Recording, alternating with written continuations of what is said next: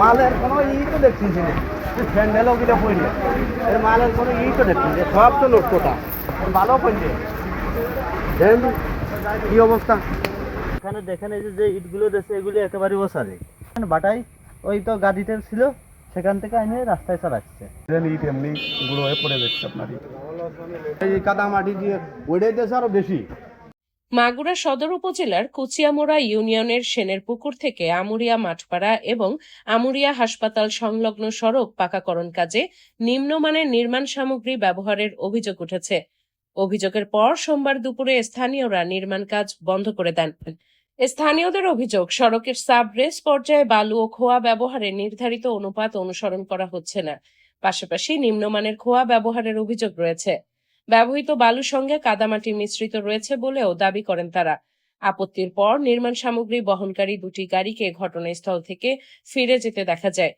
এলাকাবাসীর অভিযোগ, কাজের মান নিশ্চিত করতে দায়িত্বপ্রাপ্ত এলজিইডির সাব অ্যাসিস্ট্যান্ট ইঞ্জিনিয়ারকে নিয়মিতভাবে নির্মাণস্থলে দেখা যায়নি।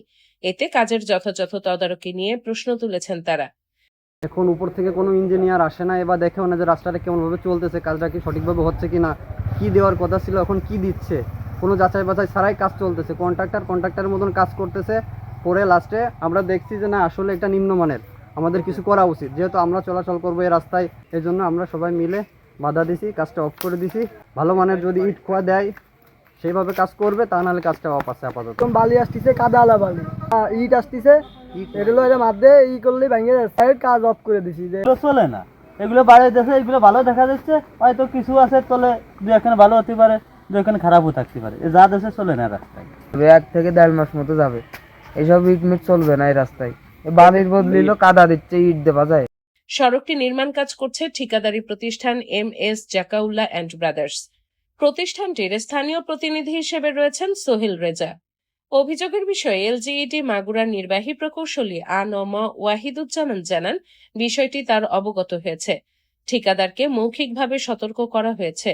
নির্ধারিত নিয়ম অনুসরণ করে কাজ না করলে লিখিতভাবে চিঠি দেওয়া এবং প্রয়োজনীয় আইনগত ব্যবস্থা নেওয়া হবে।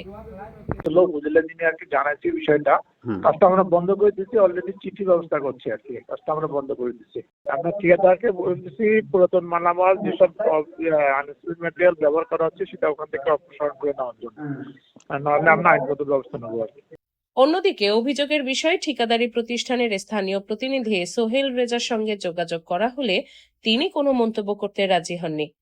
স্থানীয়দের দাবি, নির্মাণ কাজে ব্যবহৃত সামগ্রীর মান ও নির্ধারিত অনুপাত যথাযথভাবে পরীক্ষা করে অভিযোগের সত্যতা যাচাই করা হোক। একই সঙ্গে সরকারি অর্থে নির্মাণাধীন সড়কটি নির্ধারিত মান বজায় রেখে সম্পন্ন করারও দাবি জানিয়েছেন তারা।